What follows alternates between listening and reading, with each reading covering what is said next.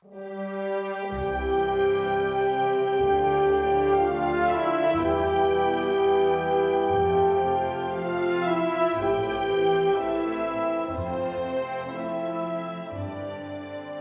remember vividly after the 2011 state championship game that we were fortunate enough to win.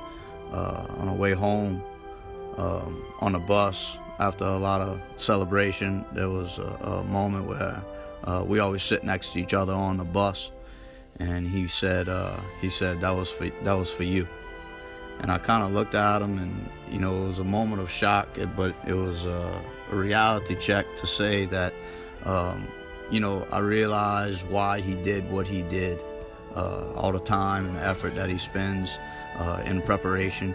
And, he had already experienced the state championship, and then for me to be able to experience that with him, it really set home about exactly what kind of person he really is. He is very, very deserving of it. If people could see behind the scenes exactly what goes on day in and day out, and everything that he talks about and preaches, and he lives about it, and he is football 100%. It doesn't matter the time of year. You're going to have a conversation about football, about the kids on the team, about a scheme, something. So the pride that he gets out of preparing his team and his coaching staff, he's well deserving of being an inductee. On behalf of the SEC family, the coaching staff, the players as he has touched over the years, I think the biggest thing that we can probably say is thank you for touching us and teaching us everything that's in your heart. His hard work is second to none. He's relentless in preparation. There's only one Frank Monica, there's no doubt in my mind. And we're very appreciative for the things that he has taught us and the things that he brings to this program at St. Charles Catholic. In the 1970s, that's when Coach Monica started. He was my coach, I was an athlete. Till today, 2019, I've never seen a coach have so much passion taking teenage boys and turning them into young men. And he did it with me as a personal experience, and he still does it today as effectively as ever. I guess football is our biggest connection, player, coach, and then coach, but in all walks of life, I seem like I've been blessed to cross paths with Coach Frank Monica. In the River Parishes, on his next victory, he'll be the all-time winning coach in the River Parish history, and rightfully so. He deserves that title. I would speak on behalf of the whole River Parish nation, just congratulating Coach Monica on this honor and all the other honors to come, and tell him how much I love him along with everybody else, and just hope that the real force would be with him always. Coach Monica and I crossed paths 40 years ago. He was a little younger than I was, but in 1976, I was lucky enough to play for the state championship when I was at Winfield. He lost in the semifinals to a team that I was playing in the finals, so we became friends, but he went on to coach at Tulane. I coached at Louisiana Tech, so we had some ties in the collegiate ranks. But we maintained a friendship for a long time, and he's one of the icons in this business. He's a guy that everybody looks up to.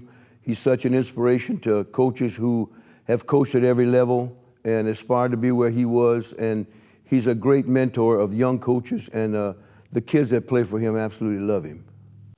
When you go to St. Charles Catholic to watch a football game, when you go to the ticket booth to purchase a ticket, you get sticker shock because the game price is $8 and they add a $2 surcharge for entertainment, because what you do, there's a game inside the game. Frank Monica works officials better than anybody you've ever seen. He's a guy that's so pragmatic in his approach, and he's not one to fly off and try these new fads unless it fits his scheme.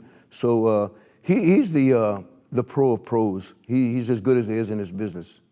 Well, I'd like to, on behalf of all the coaches in this state who are his peers, we congratulate you on this honor, well-deserved, and we're so glad you did this before you hung that whistle up.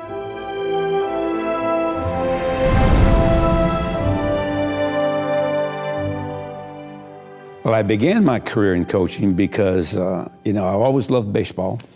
And a scout told me one day, he said, you know, you're just too short.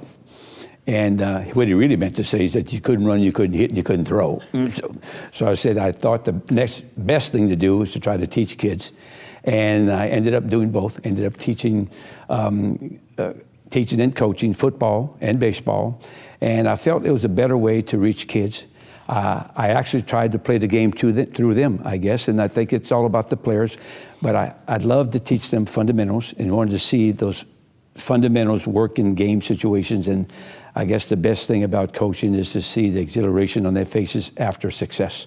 I think that, you know, when I look back at it, I think that some of the things I cherish the most are some of the awards you get, but just the players in themselves and the relationships. And I like the fact that they come back to you over time when they're successful and they sit in your office and you feel like you've been part of that.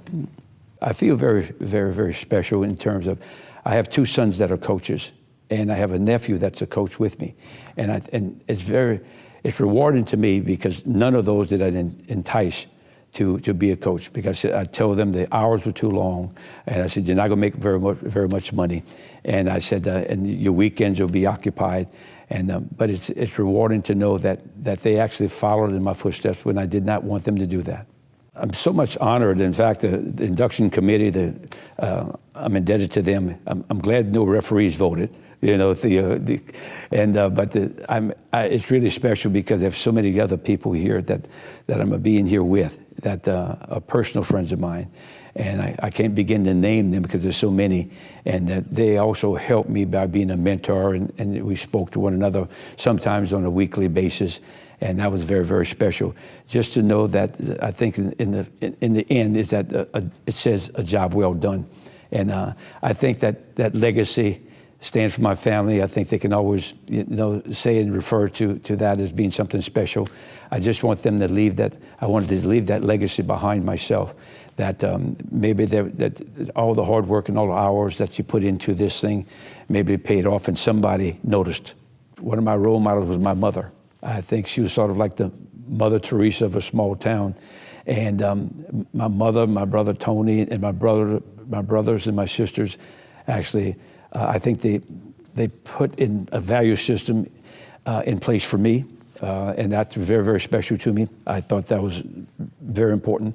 I had a guy by it. In fact, he's in the hall, Coach Keller, Coach Didier.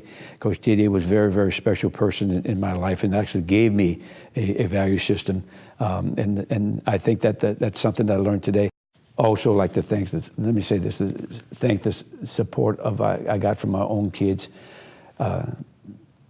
Ty and Daniil, Riley Jackson Brooks, Nicholson, Casey, Landry, and Logan, Katie, Ryan, Sawyer, Frankie, Trace, Hallie, and Noah, and also Gina and Matt and the new one, Quinn.